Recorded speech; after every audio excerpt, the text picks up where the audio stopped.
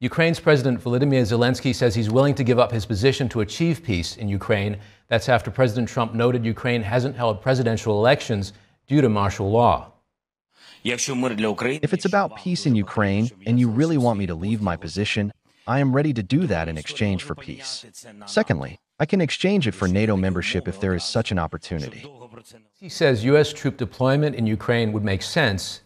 That's if a mineral deal between the countries was treated as security guarantees. Zelensky says he wants to do a deal which offers guarantees for Ukraine in return.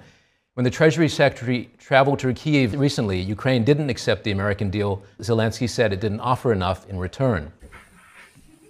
It never was in such best way. We're going to stay on the topic of Zelensky and the Russia-Ukraine war. Let's bring on retired Lieutenant Colonel Darren Gobb, a geopolitical strategist and former battalion commander.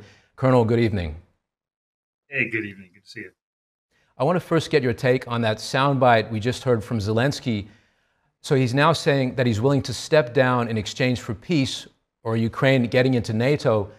What does that tell you about where Zelensky stands right now?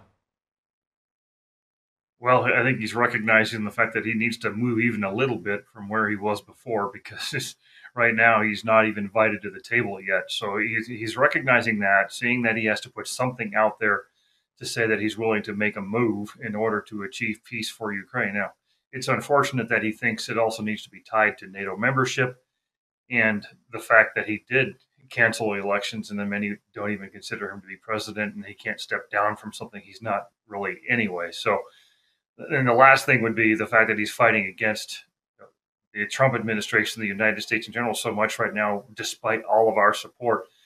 Any deal we put on the table, for the most part, he should be eager to sign because of how much money we've invested in their nation already.